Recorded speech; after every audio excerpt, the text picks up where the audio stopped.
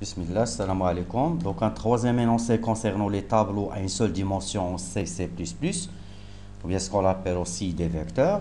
Donc l'énoncé de l'exercice, il dit créer un tableau de 50 notes aléatoires entre 0 et 20. C'est-à-dire on souhaite créer, réserver un vecteur ou bien un tableau à une seule dimension composé de 50 éléments réels, bien évidemment, et dont les valeurs sont remplies de façon aléatoire avec des valeurs entre 0 et 20. Donc ça c'est un choix, donc vous pouvez remplir votre tableau avec des valeurs appartenant à n'importe quel intervalle. Donc je vais essayer de répondre à chaque section du problème. Donc en premier lieu, déclaration du tableau et son remplissage avec des valeurs aléatoires entre 0 et 20.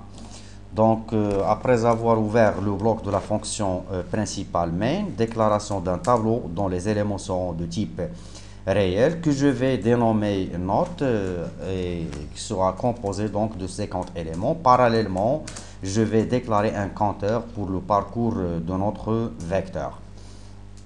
Donc, boucle de remplissage, mais avant tout, initialisation du générateur des chiffres aléatoires. Donc souvent j'utilise cette technique pour générer des valeurs de test. Une boucle, ou bien commentaire, remplissage et affichage. Donc la section auquel je vais répondre, c'est la section de création, remplissage et affichage du tableau, donc composé de 50 éléments dont les valeurs seront remplies de façon aléatoire par des notes comprises dans l'intervalle 0 et 20.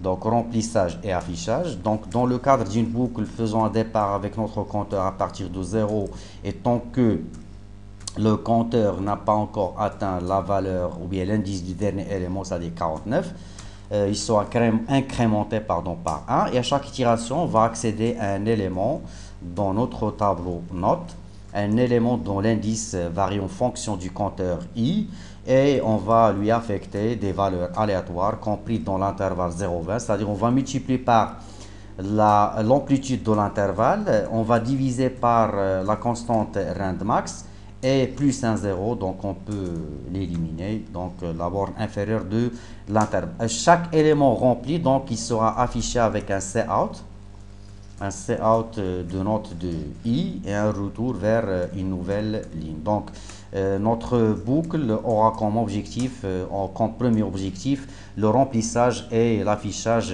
des éléments de notre tableau du premier jusqu'au 50e élément, un return avec 0. Donc je teste cette section avant de continuer l'énoncé. Donc exercice 3. Je compile et j'exécute. Donc les valeurs qu'on a pu générer au niveau de notre tableau sont les suivantes. Des notes comprises dans l'intervalle 0 et 20. Première note 13, dernière note, donc, première note 13, dernière note 7. Donc un changement dans la boucle et surtout dans l'instruction d'affichage. On souhaite afficher parallèlement un message qui dit note entre parenthèses, donc partie constante dans le message, suivi de la valeur du compteur plus 1, donc on souhaite afficher des messages de la forme suivante, note 1, note 2, note 3, note 50. Donc c'est pour ce fait j'ai rajouté un 1 au compteur i, suivi d'une autre section constante, une parenthèse fermante, un égal, puis un espace blanc pour séparer la valeur de la note du message. Donc je recompile et je réexécute. Donc la sortie aura donc la forme suivante. Donc note 1, 13, note 2, 4 et note 2, 50, 4. Donc boucle de remplissage et d'affichage élément par élément, donc dans le cadre d'un vecteur composé de 50 éléments représentant des notes variant entre 0 et 20. Donc deuxième énoncé, toujours dans le troisième problème, calculer, afficher la moyenne, c'est-à-dire on souhaite calculer et afficher par suite la moyenne de ces 50 notes. Alors pour ce fait, on va exploiter une variable réelle compatible avec le type des éléments dans laquelle on va cumuler donc en premier lieu.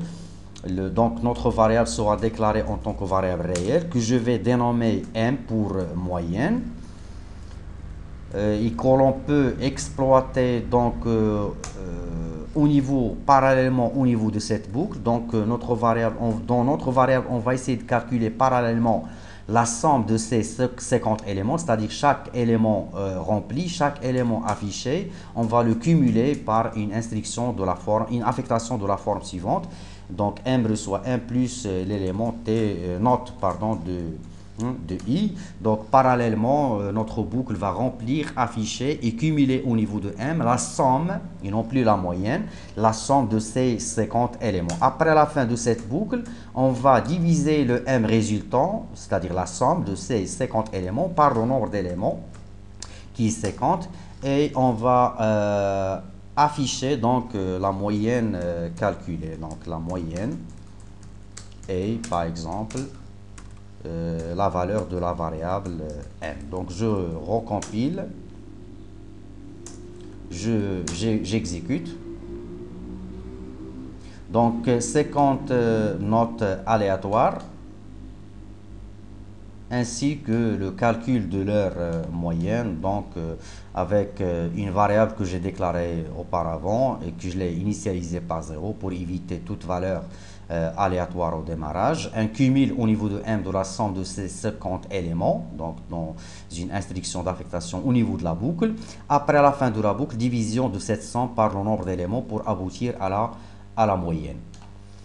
Donc je continue. Donc on vous demande d'afficher aussi les éléments, c'est-à-dire à partir de ces 50 éléments déjà remplis, d'afficher les éléments entre parenthèses leur indice et valeur qui sont supérieurs à la moyenne calculée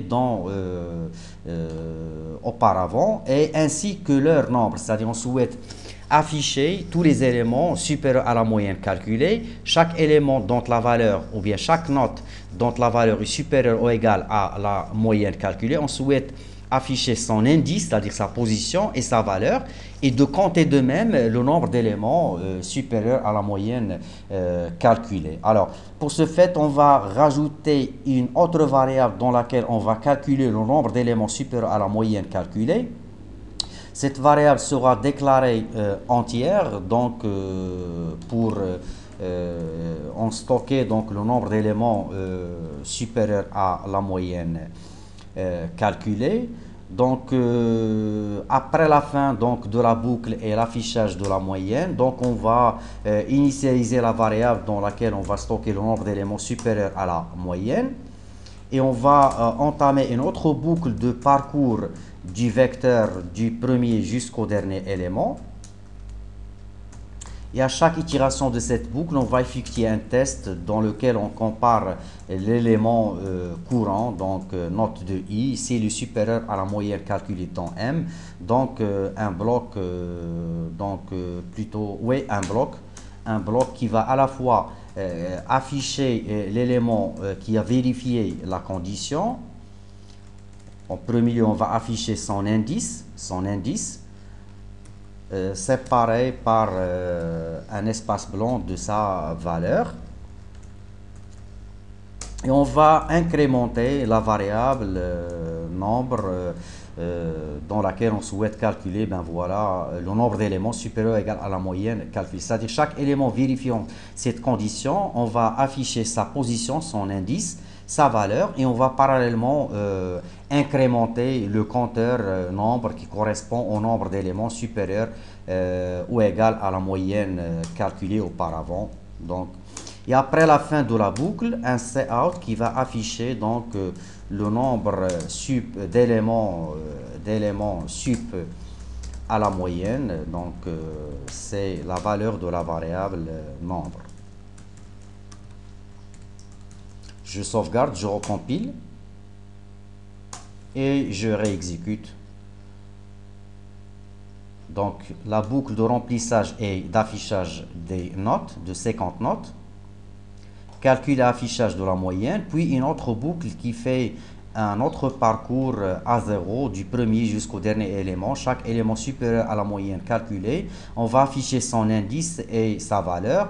Et parallèlement, donc, on compte le nombre d'éléments supérieurs à la moyenne, qui est dans notre cas 24 éléments, donc supérieur à la moyenne calculée. Merci.